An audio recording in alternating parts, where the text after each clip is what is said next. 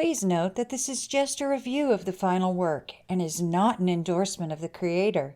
Any opinion or prior actions belonging to the creators involved, unless otherwise stated, are not a factor in this review. Thank you.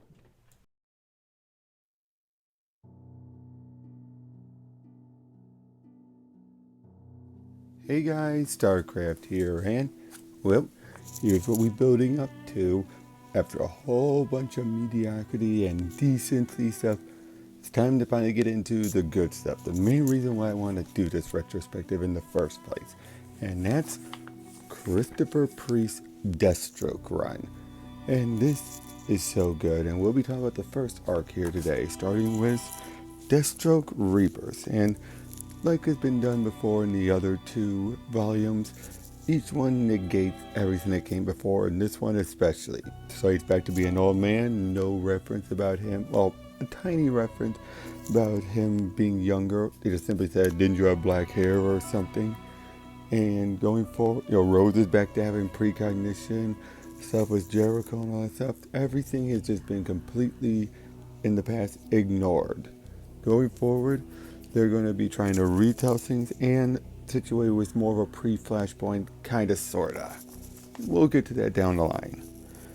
But it opens up with Slade taking his boys Jericho and Grant out hunting. And when they arrive, we see the Grant is giving lip, and Slade's about ready to use his belt when Grant just takes on off. As we then see Slade is with Matthew Bland, if you remember from my last two episodes, the Red Lion. As they're just basically talking, they find a dead body and everything. And while throughout all of this, it's them just talking a bit more about what's going on and what the mission is and everything. As Slade is working with a guy named Hussein, who we'll get to him throughout this arc especially. As Slade, this is just the prologue and everything for the arc known as The Professional. As basically throughout all of this, we have Slade dealing with Clockman and everything. He's basically manipulating events so that by the end of this, he will be taking out and trying to manipulate a contract. Take out one person and then utilize them to kill some to be for one thing, and someone else pays him to take out that person, and it's like, okay, even though the person's already dead, and then he gets all the money and everything. And while throughout the whole point of this prelude is showing Slade gunning, knifing through a bunch of people until at the very end he finds up with, and we haven't seen him at all if I recall throughout any of this, Wintergreen, his old band partner and basically his Alfred. We then get to the proper first issue, as we get a little bit more with, and we get with the congressman, who basically it's revealed he sent a bunch of photo that showed him being S&M, and rather than facing it, he just commits suicide right then and there. Oh boy. As we then see Slade is, trying to help take care of the kids, but he's just restless. He can't help himself. He can't just be a father, so he always goes out on missions and everything. As we see Clockman, who's now younger, dealing with Bland. As Slade has had to switch, and he believed Wintergreen was dead. Now Slade switched over to a new armor, which apparently needs kinetic energy. So Wintergreen shoots him. Now throughout this early bit, Wintergreen keeps on thinking he's dreaming, that he's hallucinating. So he's going along with it. As And as we then get a flashback, we'll get time is always all over the place with this, as we're seeing Slade and his wife Adeline, who's alive in this again, like I told you, ignoring everything, as they're fighting. And basically, she feels like I'm stuck being the housewife while you get to have all the adventures. I'm a top agent and everything. And he's like, hey, don't blame me for your uterus. And then Grant takes on out. He does that a lot. As Adam says she wants a divorce, she's fed up with this. Oh, I do love when Wintergreen shows up saying, your bosom is magnificent. My bosom wants to come along with you too. Terribly sorry, no girls allowed. They say it's classified, which means it's fun. I feel a bit bad for her. As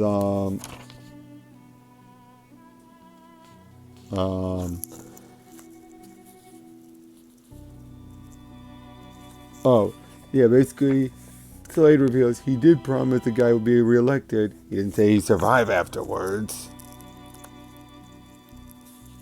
As he then heads on out, Wintergreen just keeps on acting like, hey, yeah, this is all fun and all. Then Slade decks him, revealing, yeah, it really is him.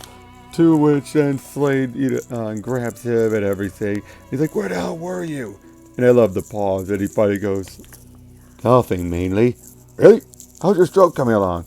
Yeah, still about 8 over par. It's your tailbirth swing and plane. A 5-wood is not a bloody machine gun. And then we find out, though, Blaine was manipulating and saying things still. He wanted Slade's original outfit, so he can then utilize it for himself, and Slade would have a different armor. We then get into the next issue, where again we see at one point Adeline leaves Joe and Jericho all alone, who then decides to, well, have a party. But then eventually when he gets back, it's she finds everything's a mess and a message saying, call me Deathstroke. As and Jericho's been abducted. As we're seeing where Slade was during all this. He was out doing a different mission, going to rescue someone else. As now in the present, he's meeting up with a member of their old gang. As they're talking things out, we get a few things hinted at and everything, and then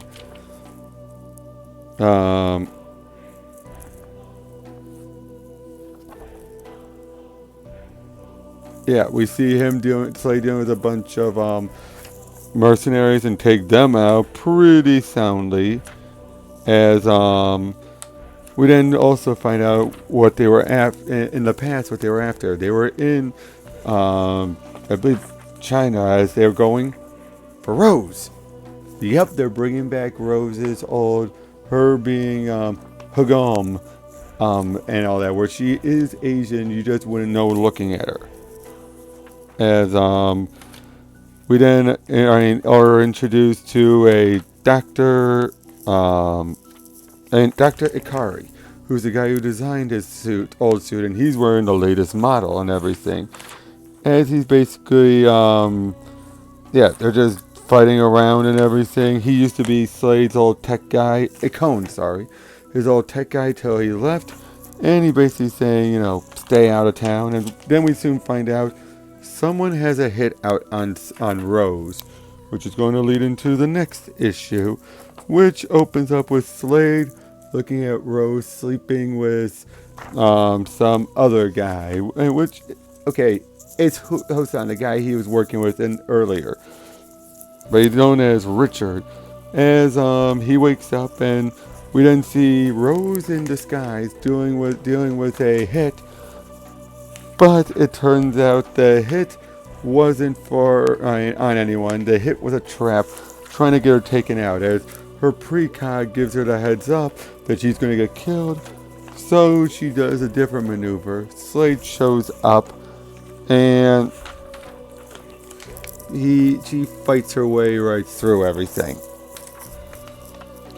And she's basically there to warn her and everything, and about what's going on. She sees Wintergreen's there, and she's overjoyed for that. And now we're trying to see that Slade and her are ready to work, seemingly ready to work together. She's texting Richard, although he's sending those texts to Slade. So, yeah. But then she starts talking, and she realizes you're not ready. And she's even trying to say, I didn't sleep with him. We were sleeping, but I didn't, I mean, but, yeah, and all that stuff. And he's like, you're not ready. As he basically calls her out on, being a teenager still. It's still, she's not ready to be like him. We then see what happened after when Jericho was taken, led to the throat being slit. His Slade's trying to help, and Adeline shoots him in the back, and that's where we get the eye patch, because his healing factor was already helping him by that point. But yeah, basically telling Rose you're too immature and everything, so he takes on off. And he deals with it all as she, basically heads back home to be with Richard. Hold on.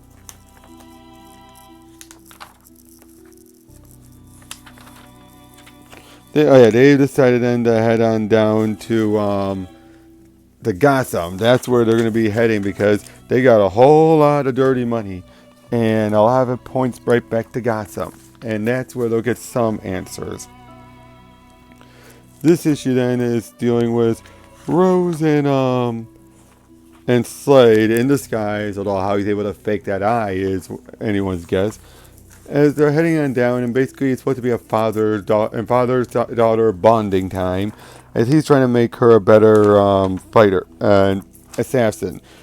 Rose then gets out of the shower, and Slade's completely in the buff, and she's like, Jesus, Slade! And she's like, don't blame her. But then as she's talking with Wintergreen, basically reveals that, yeah, he's a supervillain. He's not a sociopath. He has emotions, but he doesn't promote them out as well as anyone else would. And that's, as he puts it, like when he says you're an idiot, that means I'm concerned about your choices. Things like that. He's basically picked it all up. And Wintergreen basically says he sees you as a second chance. He screwed up with Joey and Jericho and Grant. Grant's been his biggest regret. And he's basically saying like he does love you, but don't push it. As we then find out that Nightwing did some training. That comes back later on as well. Again, a lot of setup and everything here.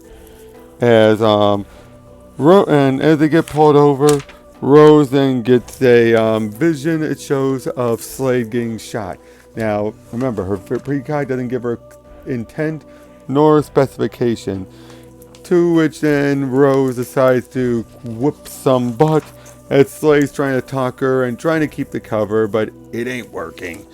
And he basically starts to reveal that they were ready to give the money and we trade off and give them the stuff that could be tracked down and we'd be on our way. But you kind of screwed the pooch. Maybe that vision was caused because of your actions. So they take the bike and head on out, as Rose seems to actually starting to take a liking. Then throughout this is Wintergreen summing everything up, how basically Slade goes through all of this stuff. You have Damien in disguise, because Batman knows Slade wouldn't go for a kid, as we're having the sprinklers go off and he goes right through it. As then we have it be Batman's waiting for him. It's like, what do you want, Slade? As we then see Rose and Damien are fighting. And then we find out that turns out the sprinkler system, they doped up. And Damien passes out. As Slade says, someone's coming after my daughter. You want the kid back? You help me out. As, yep, it ends with them abducting Damien. It is quite a long arc. As we know, the next one issue deals with Rose with Batman and Robin with Slade. As she's basically saying, like, I'll help you out. And basically, there's some witty bantering as Batman tries to act like, I don't care, I'll just get another Boy Wonder. And Rose is like, yeah, I don't buy it at all. She then actually finds out where the truck is, where the Batmobile is hiding, gets her way in, and Batman's like, fine, get in. As we then see, Damien is completely nonchalant. I gotta say, Priest has a good handle on Damien. As Slade is talking with him, and, well, we're fine. The place he's in is about to fill up with water. As, yeah, Rose and Batman are trying to figure things out as they're talking, and basically like, you wouldn't kill anyone? No, never. We see Damien again just keep on taunting Slade, but then Slade starts to deconstruct him, saying, hey, I know the League of Assassins. You reek of being brainwashed. As of course, you have a point where Rose is saying, Batman, Rose is saying, I'm not Chinese. You don't look Chinese, is what you mean. And, well, again, that's basically so much of it is just dialogue, witty banter, some awesome stuff with Rose trying to help out, although Batman stops her saying, no one, not even my enemies, deserves to die. Then I like this.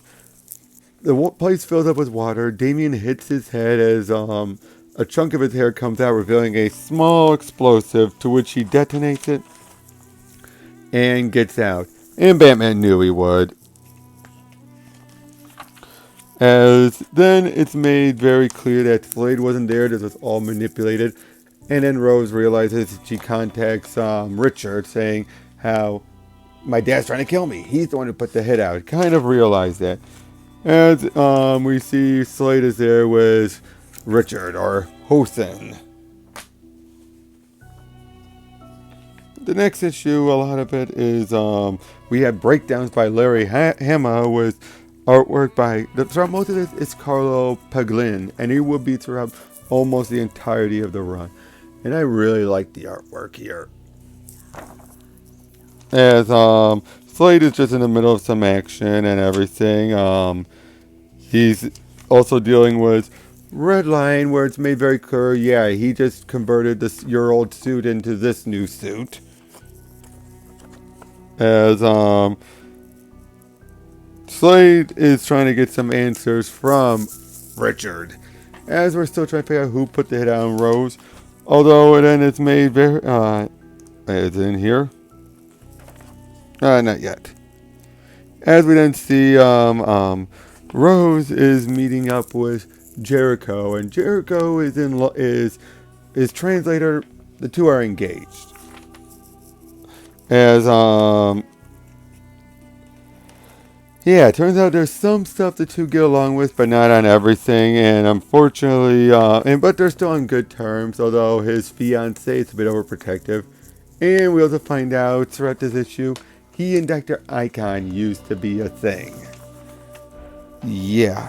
Now we find out that the whole point of the hit was originally just to try and get Rose's attention. Wintergreen was supposed to take it down. He got abducted, and thus the hit's been out there, and finally someone took it seriously. Yikes. As we find out that turns out Richard is in on it. He hates Slade for whatever reason. We then also see Jericho is with Icon, and Icon's like, she knows you're, no, I'm not gay. Basically, he's bisexual. Icon can't accept that. And Jericho's just trying to make it clear to him, like, I love her. No, you don't. And I'll tell her. And everything, right? To ruin. It's like, you wanted to keep it a secret. I would have told her long ago if I didn't respect you. And finally, Jericho uses his ability to cause Icon to turn off his suit and seemingly fall to his death.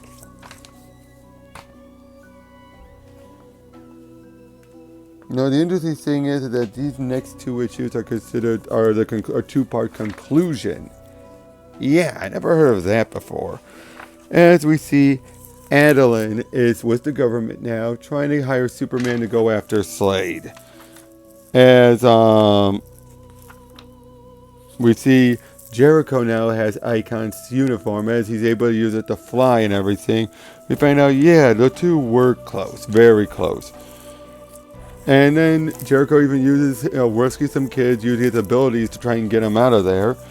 As he meets up with Rose, who again is trying to be a good sister, saying, your fiance and I aren't getting along. She's overprotective. And he's also pointing out, like, no, it doesn't sound like Slade really is trying to kill you. There's more to it than that.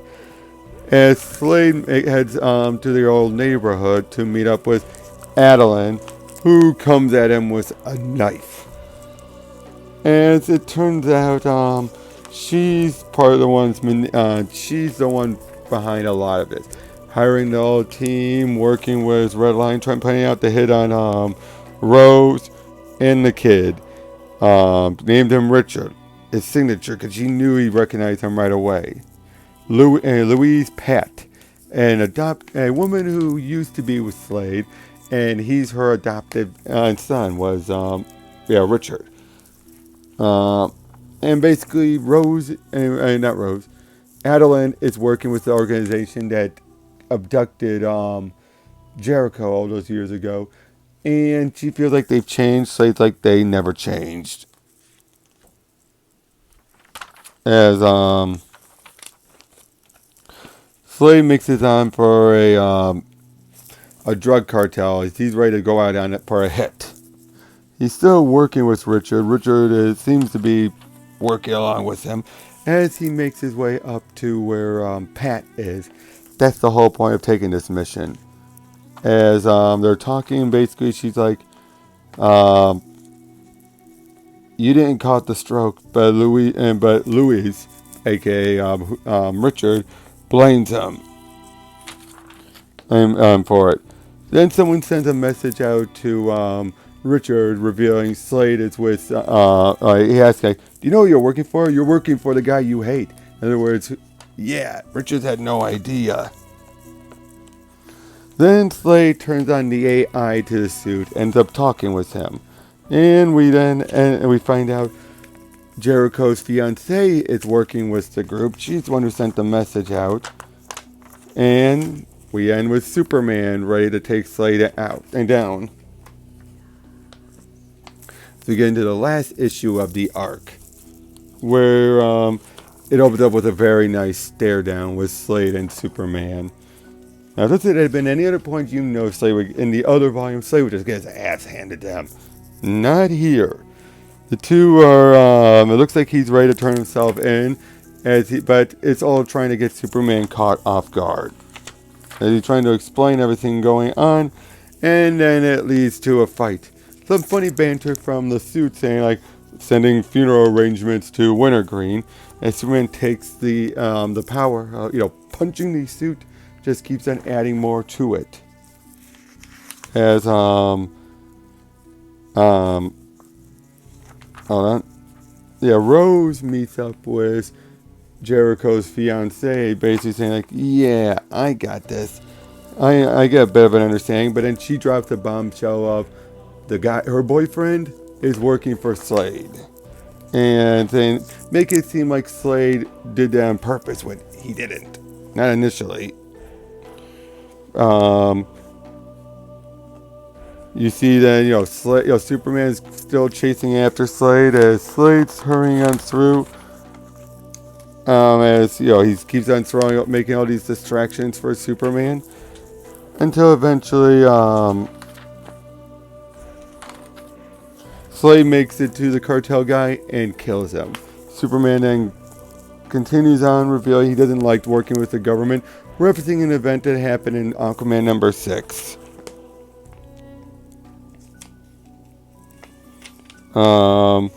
He basically says this is why I don't work with governments, too much ideology and everything.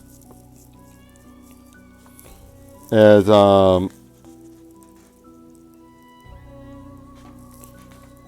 we find out Jericho Superman brought Jericho along to help out as he shuts down Icon's suit. And he gives him a bunch of the hard drives that were on board the ship while Superman distracted him. We see Superman talking with Adeline, basically making it clear, I did the best I could. He sent Slade off to another island as opposed to giving him up to the government. And then we end with Rose purging her phone, leaving it behind as she gets on board a plane, and thus ending this arc. And already there's so much in this that was ever in the other two runs entirely. So much great character interpretation, so much great setup that's going to take many issues to always ever get resolved. And again, these are just the first 9 issues, and we got a lot more coming. But yeah, there's so much characterization. I love how Rose is handled. I love how Slade is handled. The stuff with Jericho and everything. I love how with Jericho, how with Icon. Anyone else would ever be, the two are just gay and everything. It's like, no, Jericho feels like I do love her, and Icon feels like, no, you don't. I know the real you. And it feels so human. The artwork is great. The action is great. Wintergreen is great. So there's so much subtlety of humor. Every bit of the dialogue feels just great. Priest is at his best doing this. And again, there's more to come going forward. I gotta say, even Priest Batman was witty, and yet at the same time, you're like, I could kind of believe that, but it was different than what was going on at the time. Damien was just such a little brat, but again, more with him coming forward. You're gonna hear me a lot for the next other episodes. So, yep, things about to get turned into high gear as we move into the next arc, and probably gonna be the longest episode, issue number wise. So tune in tomorrow. Catch you guys later.